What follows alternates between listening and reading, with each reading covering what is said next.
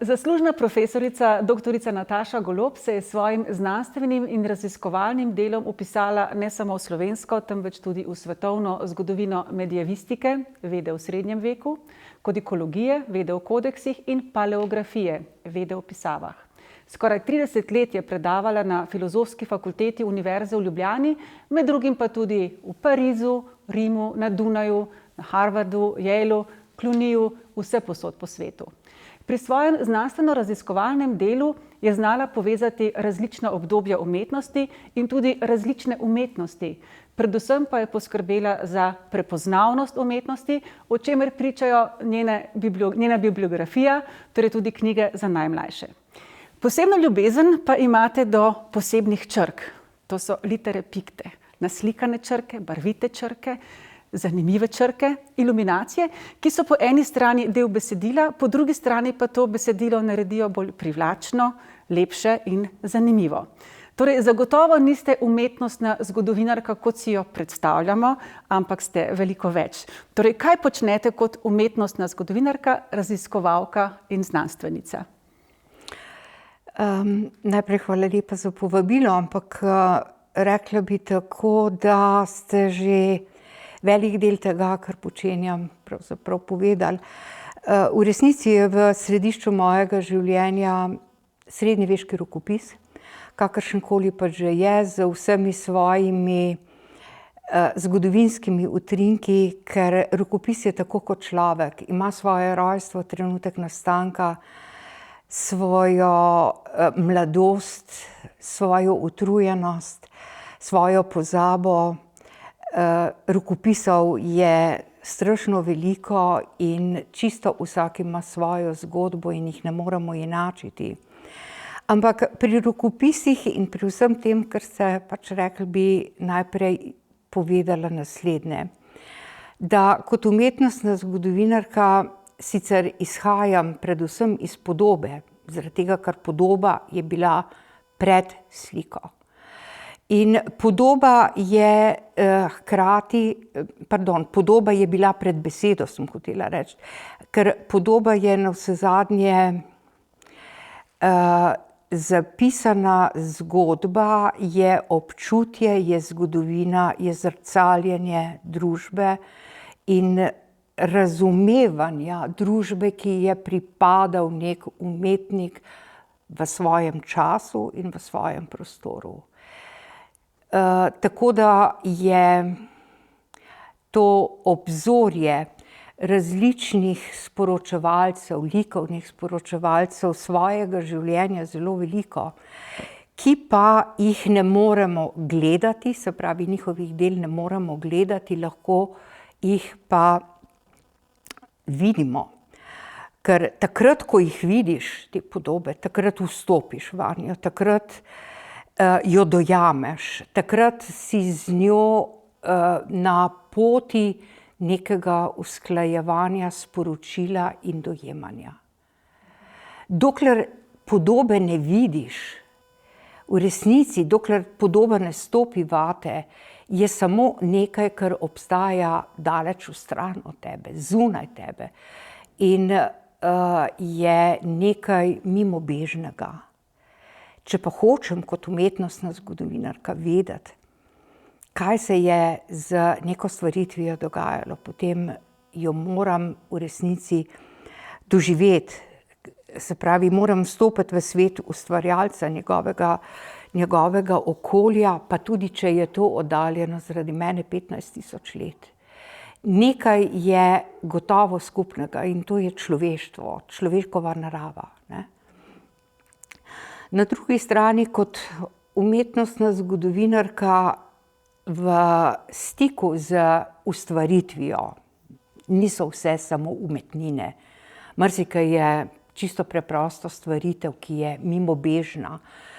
Ampak takrat je zame pomembno, da sem poštena v svojem vrednotenju.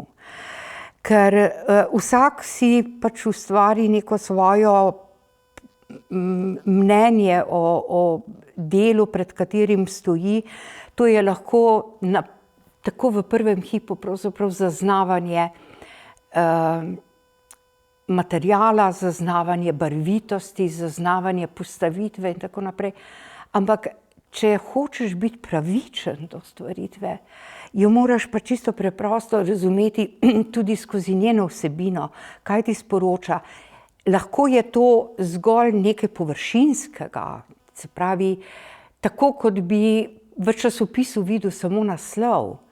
Ampak če pa hočeš v resnici ovrednotiti, pravilno ovrednotiti, se moraš pa seveda potem poglobiti. In tukaj se pa začenja naslednje vprašanje naše etičnosti, našega etičnega odnosa do umetnine, ki je navsezadnje ustvarjalni individuum ali pa ustvarjeni individuum, ki zahteva naše poštenje, iskreno priznavanje individualnosti vsakega ustvarjenega dela.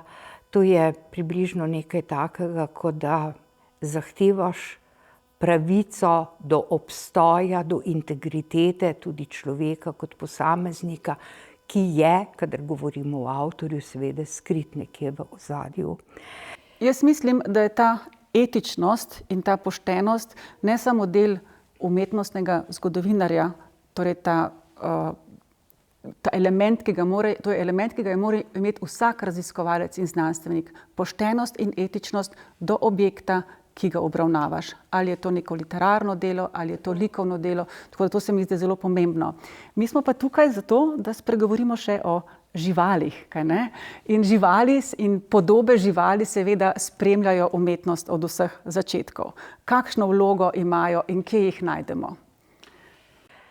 No, skoraj da bi lahko rekli, da je med prvimi stvaritvami, ki se jih je človek dotaknil in jih je s polnim zavedanjem upodobil pravzaprav ravno podoba živali, ki jo že v jamskem slikarstvu pravzaprav najdemo kot nekaj mogočno individualnega in seveda ne samo nekaj, kar obstaja samo po sebi v svoji živalski podobi in v svojem naravnem okolju, ampak gre tudi za to psiho živali, ki je pred nami in ki je bila upodobljena v nekem trenutku svojega življenja. Altamira, recimo, da tako na splošno rečem, nam seveda skozi take podobe mimogrede pove tudi o utripanju prazgodovinskih prebivalcev teh naših pokrajin. Ampak jaz sem navsezadnje predvsem doma nekako v pozni antiki, v srednjem veku. In teh podob živali je nebroj, recimo najdemo jih na koledarskih upodobitvah, kjer je recimo za mesec ali marec, april, kakorkoli upodobljen pastir sredi svoje ovčje črede, kjer je za mesec maj, ki je tipično viteški svet, upodobljen nek lep mladenič, ki jezdi na iskrem konju. In to nam pripoveduje hkrati seveda tudi o njihovi družbi. Ampak nekatere živali, ki so lahko samo atributi nekega trenutka, neke družbe, imajo na drugi strani tudi celo vrsto živali, ki imajo pa globlji simbolični pomen. Recimo, če se vrnem k Manesejevi pesmarici, tam je recimo v celostranski predstavitvi pesnika Gornjegrajskega gospodična, ki jo seveda njen vitez časti, ampak ona ima v naročju enega ljubkega, majhnega kužija. In ne vem, ali je ta kužek pravzaprav simbol njenega odličnega statusa, ker navsezadnje so bili ravno kužiji taki drobni, eksotični psički, tudi statusni simbol visokih slojev, lahko je pa seveda tudi simbol popolne zvestobe in je to takšen kužek v naročju grajske dame nekako, bi rekla, potrditev njene zvestobe do viteza, ki kleči pred njo. V tem Manessovem rokopisu imamo pa še dva viteza, ki sta delovala na slovenskem etničnem ozemlju, ki takrat ni bilo neko minorno ozemlje, vsaj v literarnem smislu ne, ampak je bilo zelo prezentno. Morda bi se tukaj ustavili še pri Žovneškem? Ja, Žovneški je pa v tej veliki pesmarici, danes hranjeni v Heidelbergu, edini med pesniki, ki je upodobljen sredi lova, sredi čisto drugačne akcije, delovanja, kot so drugi pesniki. Sedi na iskrem konju in se poganja v breg, okrog njega so potem njegovi gonjači, so psi in tako naprej, ampak Žovneški se pa poganja za jelenom, ki hiti v breg, se mu hoče izogniti. In tukaj se moramo ustaviti pri nekem manjšem podatku. Navsezadnje Ludvik Pobožni, tukaj zdrknemo mimogrede iz 1430 tja v pozno 9. stoletje. Takrat je bilo definirano, da se lova na veliko divjad, kar jeleni seveda so, smejo udeleževati samo ljudje z nekim plemiškim statusom. In to nam pravzaprav govori tudi o tem, da je bil gospod z Žovneka, plemenitega rodu, da je imel te privilegije in da je seveda jelen tukaj, ki je tukaj upodobljen, atribut njegovega visokega rodu in velikega spoštovanja, kar je pa navsezadnje v svojih pesmih, ki so gotovo da odlične, dobro pokazal. Prav tako so njegovi psi drugačni od psa, ki ga ima Paška, ne? Kajti pažev pes je manjši, gonič, medtem ko ima on hrte. In s hrt je bilo prav tako, ne? Lahko so jih imeli samo tisti, ki so pripadali višjemu plemstvu. Pa redki so bili, pa strašno dragoceni. In v srednjem veku imeti hrta in dovoliti tako upodobitev, že to je bilo samo po sebi prestižno dejanje. Veliko srednjeveških rokopisov imamo pa seveda tudi pri nas. Stična, potem Žička Kartuzija. Mogoče lahko izpostavite nekatere, ki so vezani tudi na najino temo, se pravi živali, kjer so živali upodobljene drugače, lepo ali pa zanimivo. V rokopisih je seveda ogromno upodobitev živali, ampak nekaj, kar je pravzaprav standardnega, to so, jaz jim rečem zmajčki, ampak je vprašanje, ali so bili zmajčki. To so samo taki dolgovrati, operutničeni martinčki, ki imajo to nalogo, da postanejo obod neke iniciale, da so priklenjeni na neko veliko naslikano črko in so, da smo si na jasnem, nekaj več kot samo dekoracija, kot nek lep živahen element, ki pospremlja potem tudi vso to bujno vegetacijo. Ti zmajčki so navsezadnje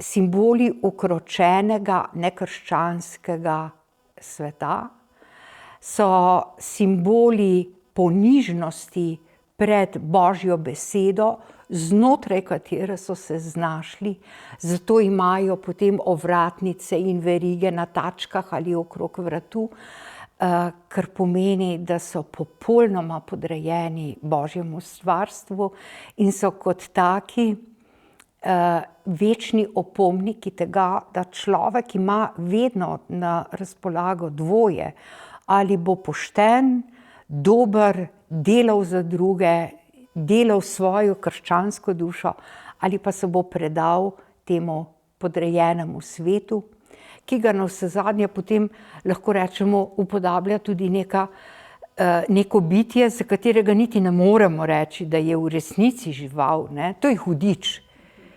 A je hudič žival, a ni žival? Je neko bitje, je nekaj kosmatega, je nekaj pretečega, je nekaj, kar bruha ogenj, karkoli, ne.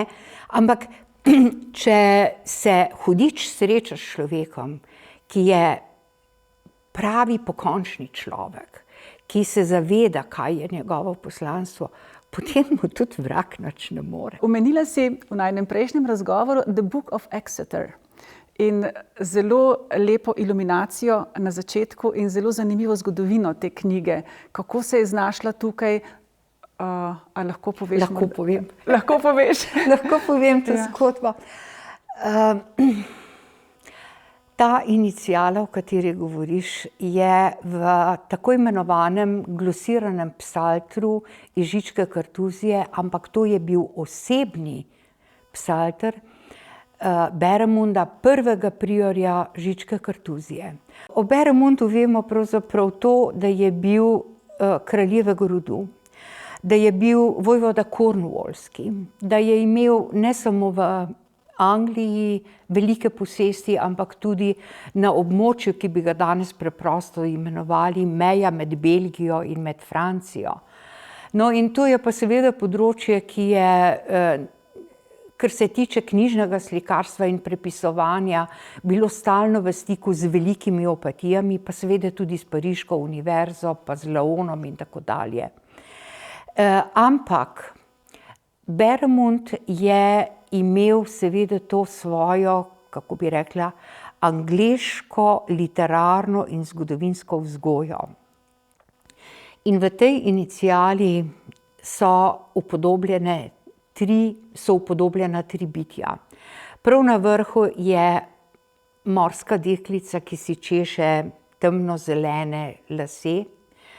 Potem je zelo dominantna figura pava, ki je tako kot žival pravzaprav ena struktura iz živopisanih biserov.